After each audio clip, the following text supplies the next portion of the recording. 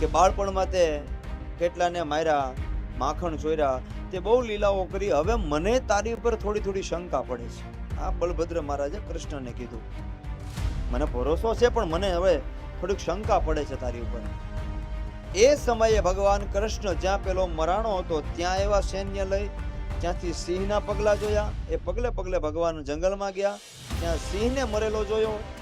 અને જાંબુવનના પગલા હતા, એ પગલે પગલે ભગવાન જાંબુવનની ગુફા સુધી પહોંચ્યા. અને જાંબુવનની ગુફાએ ભગવાને પોતાના સૈન્યને કીધું છે કે તમે બહાર ઉભા રહો, હું મણી લેવા માટે જાઉં છું.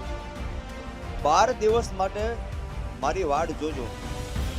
જો 12 દિવસમાં હું ન આવું તો ઘરે સમાચાર આપી દેજો કે કૃષ્ણ નથી. ભગવાનના ત્રીજા લગ્ન. ભગવાન દ્વારકામાં રાજ્ય કરે. દ્વારકામાં અનેક પ્રકારના યાદવો હતા. દ્વારકાની અંદર અનેક પ્રકારના યાદવો હતા. એમાં ભોજવંશી રાજા સત્રાજીત, એ રાજા સત્રાજીત, એ ભોજવંશી રાજા સત્રાજીત હતો. એને એ ભગવાન સૂર્યનો પરમ મિત્ર, ભગવાન સૂર્યનારાયણનો પરમ મિત્ર હતો. એટલે ભગવાન સૂર્યનારાયણે એ સત્રાજીત યાદવને એક મણી આપેલો. અને એ મણી, એનો પ્રકાશ એટલો પડે કે જાણે બીજા સૂર્યનારાયણ ઉગ્યા હોય. અને દિવસ ઉગે અને 8 વાર એ સોનું એ મણી આપે. એટલે એક દિવસ ભગવાન સભા ભરીને બેઠા હતા. એમાં સત્રાજીત એ મણી લઈને આવે એટલે કોઈએ કીધું, પ્રભુ તમને સૂર્યનારાયણ મળવા આવતા હોય એવું લાગે છે. એટલે ભગવાને કીધું કે સૂર્યનારાયણ નથી, પણ એ સત્રાજીત યાદવ છે, એની પાસે મણી છે. અને આ મણીનો પ્રકાશ એટલો પડે છે, એ મણી લઈ અને મને મળવા આવે છે. એ મળવા માટે આવ્યા. આખી સભા બેઠી હતી. એટલે એ સમયે ભગવાન કૃષ્ણએ કીધું, સત્રાજીત એક કામ કર, આ તારી પાસે જે મણી છે ને એ તું રાજ્યમાં આપી દે. કારણ કે આગળના સમયમાં કાંઈ એવું સંકટ આવે અને આ મણી હોય તો રાજ્યમાં કામ આવશે. તું મણી રાજ્યમાં મૂકી દે. આના બદલામાં જે કાંઈ સોનું આવે એ દરરોજ તું લઈ જાજે. મણીની રક્ષા થાય, તને દરરોજ સોનું મળી જશે. અને આગળના સમયમાં કાંઈ તકલીફ પડે તો આ મણી આપણા રાજ્યમાં હોય તો આપણે કામ આવશે. આ મણી માંગ્યો, પણ એ સત્રાજીત રાજાએ આપ્યો નહીં, ભોજવંશી રાજાએ ન આપ્યો. ભગવાન આખી સભાની વચ્ચે માંગ્યો પણ ન આપ્યો. અંતે એ મણી હતો એ સત્રાજીતનો ભાઈ પોતાના ગળામાં નાખી અને જંગલ તરફ ગયો. જંગલમાં એને સિંહ મળ્યો. સિંહે એને ફાડી ખાધો અને જે મણી હતો એ સિંહના દાંતમાં ફસાણો. સિંહ આગળ ગયો એટલે ત્યાં જાંબુવન મળ્યો.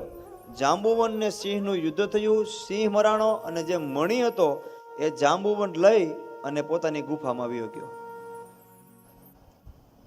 હવે આ બાજુ યાદવ મરાણો એટલે દ્વારકાના લોકો ભગવાન કૃષ્ણની ઉપર આળ નાખે છે કે તમે પ્રભુ એને મારી નાખ્યો. તમે એની પાસે મણી માંગ્યો, મણી આપ્યો નહીં. એ માણસ મરાણો છે અને મણી પ્રભુ તમે લઈ લીધી છે. આવું પ્રભુ તમારે ન કરાય. આજ આખી દ્વારકા નગરી ભગવાન કૃષ્ણના વિરોધમાં છે. એટલે ભગવાન કૃષ્ણ કહે છે કે મેં એને માર્યો નથી, મેં મણી માંગ્યો હતો, એ વાત સત્ય છે, પણ પછી હું કાંઈ જાણતો નથી. પણ આજ આખી દ્વારકા નગરી ભગવાનનો વિરોધ કરે છે કે પ્રભુ એક મણી માટે તમે એને મારી નાખ્યો છે.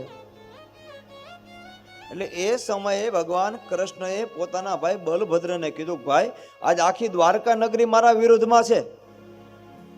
આજ આખી દ્વારકા નગરી મારી ઉપર શંકા કરે છે, પણ તને તો મારી ઉપર ભરોસો છે ને. એટલે બલભદ્રે કીધું, ભાઈ મને તારી માથે ભરોસો છે, પણ અત્યારે મને તારા નાનપણના દિવસો યાદ આવે છે કે બાળપણમાં તે કેટલાને માર્યા, માખણ ચોર્યા, તે બહુ લીલાઓ કરી. હવે મને તારી ઉપર થોડી થોડી શંકા પડે છે. આ બલભદ્ર મહારાજે કૃષ્ણને કીધું, મને ભરોસો છે પણ મને હવે થોડીક શંકા પડે છે તારી ઉપર.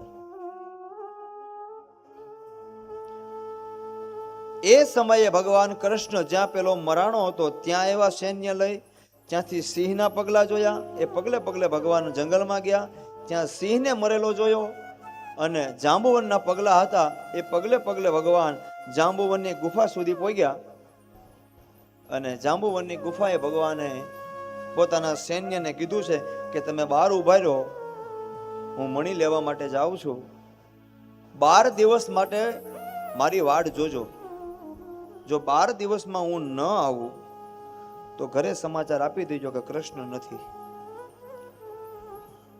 આ કથા હવે મને તમને અહીંથી દેવી ભાગવતની કથા ચાલુ થાય.